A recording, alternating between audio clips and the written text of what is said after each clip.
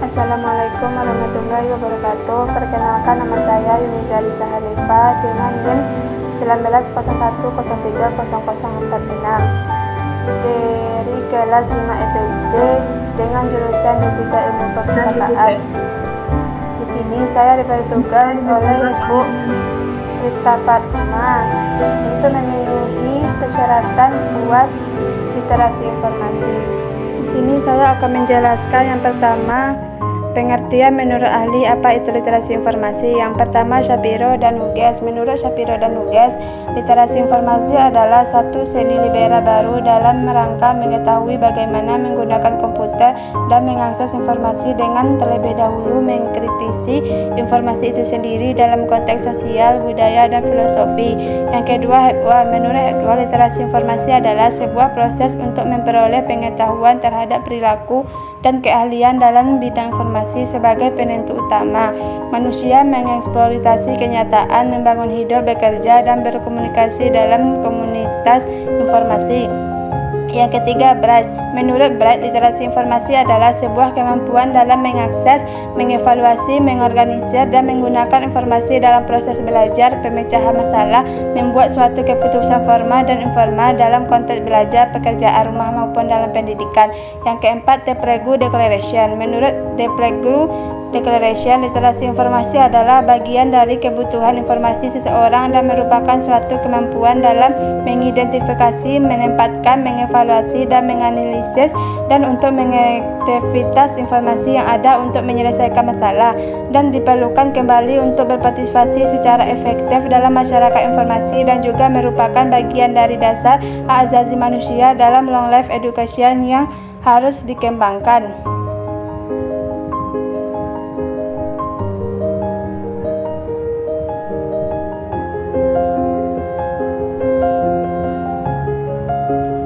Yang kelima, menurut Reich. Menurut Reich, literasi informasi adalah sebuah kemampuan dalam menemukan informasi yang dibutuhkan dan mengerti bagaimana perpustakaan mengorganisasikan koleksi, mengetahui sumber informasi yang tersedia di perpustakaan, termasuk format dan alat penelusuran informasi dan pengetahuan umum untuk penelusuran informasi. Yang keenam, Andayani. Menurut Andayani, literasi informasi adalah sebuah kemampuan individu untuk mengenali kebutuhan informasi, mengidentifikasi dan mencari sumber informasi yang tepat. Cara mengetahui bagaimana cara memperoleh informasi, mengevaluasi kualitas informasi yang diperoleh, mengorganisasikan informasi, dan menggunakan informasi yang diperoleh secara efektif.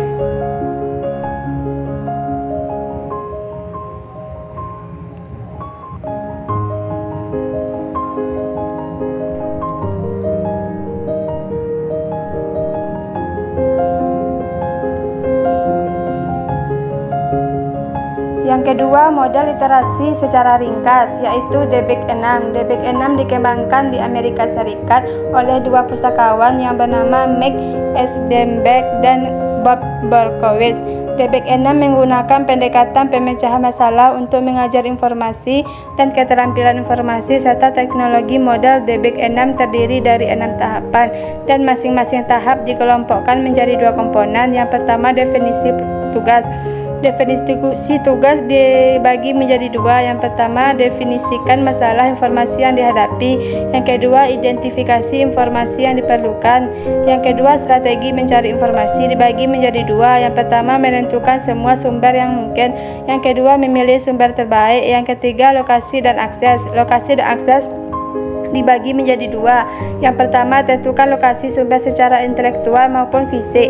Yang kedua, menemukan informasi dalam sumber. Yang keempat, menggunakan informasi. Yang pertama, hadapi.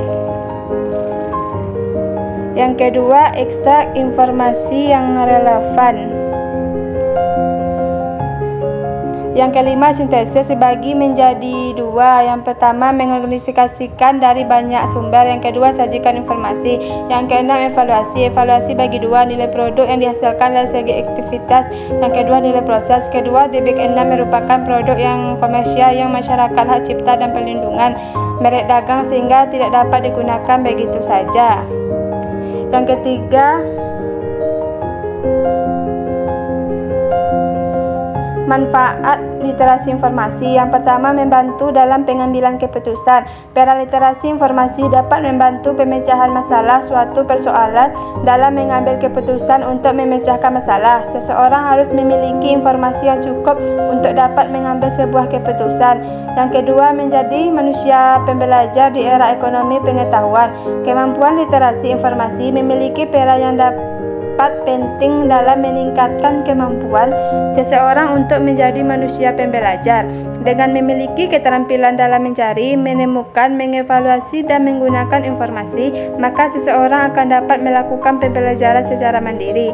Yang ketiga, menciptakan pengetahuan baru. Berdasarkan pemahaman literasi informasi, maka akan terciptalah pengetahuan baru. Seseorang yang memiliki literasi informasi akan mampu memilih informasi mana yang benar dan mana yang salah, sehingga tidak mudah saja dipercaya dengan informasi yang diperoleh.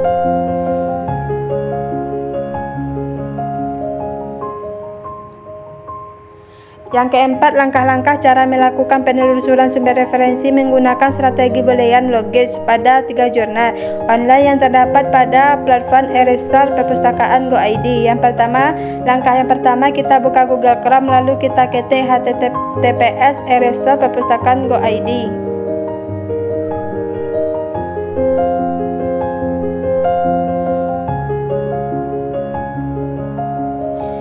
Yang kedua, kita scroll ke bawah lalu kita pilih neliti.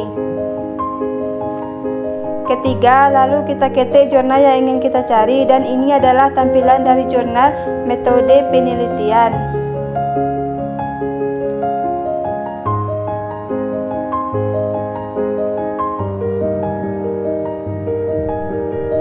Keempat, lalu kita cari lagi jurnal yang ingin kita cari. Ini adalah tampilan dari jurnal akuntansi. Kelima, lalu kita cari lagi jurnal yang ingin kita cari. Ini adalah tampilan dari jurnal pendidikan.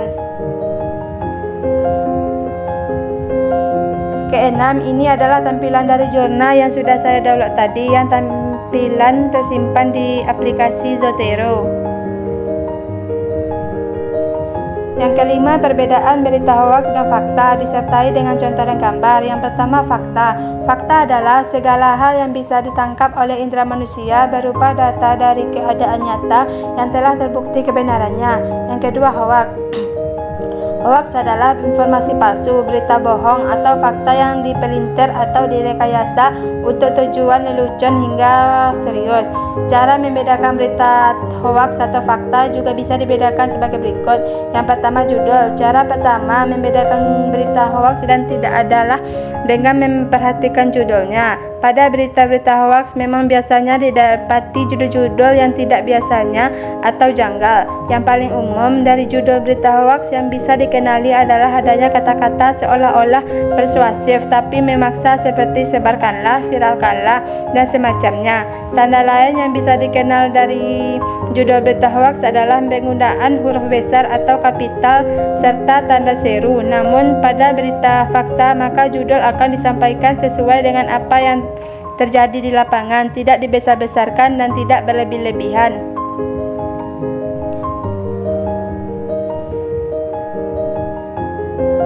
Yang kedua, isi dan nada berita. Berikutnya, cara membedakan berita hoaks dan bukan adalah dengan melihatnya dari isi beserta nada berita. Biasanya isi dari berita hoaks ini diselipi kata-kata yang tidak pasti, seperti kemarin, 3 hari yang lalu, 1 minggu sebelumnya. Tapi pada berita yang bersifat fakta, maka akan ada berita hoaks ini. Biasanya juga bisa dikenali dari penyampaiannya, yang merupakan hasil dari memancing emosi pembaca. Sementara untuk berita fakta, maka kita akan mendapati isi bersifat faktual dengan hasil liputan di lapangan dengan menyampaikan data-data, fakta, serta riset, ataupun bila ada pejabat, maka hal tersebut berasal dari pakarnya atau sumber primer dari kejadian yang berlangsung. Yang ketiga, media pencantum berita. Biasanya berita hoaks muncul dan dicantumkan atau disampaikan pada media-media yang tidak populer serta tidak bisa dipertanggungjawabkan seperti blog, YouTube, aplikasi instant messaging seperti WhatsApp dan lainnya. Sedangkan pada berita fakta, maka media yang digunakan adalah media yang dapat dipertanggungjawabkan. Umumnya media yang dimiliki berita fakta ini sering disebut media konvensional seperti koran, website, dan berita di televisi nasional.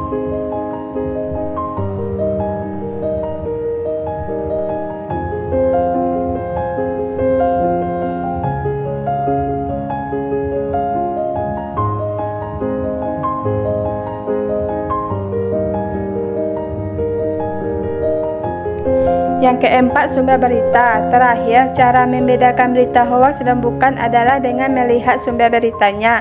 Berita fakta pastinya akan memiliki beberapa referensi atau rujukan yang jelas. Jika berita fakta ini jenisnya adalah berita lapangan, maka akan ada data-data yang akan muncul dari referensi terkait seperti sumber primer di TKP, penjelasan saksi, dan lainnya.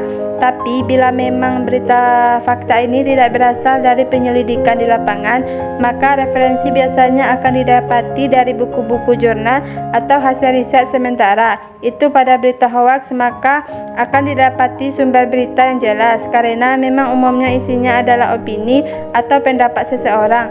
Bila pun dicantumkan referensinya, maka sumber berita tersebut tidak bisa dipertanggungjawabkan. Ini adalah gambar dari berita hoaks dan ini adalah gambar dari fakta. Sekian dari saya. Kalau ada salah saya mohon maaf. Assalamualaikum warahmatullahi wabarakatuh.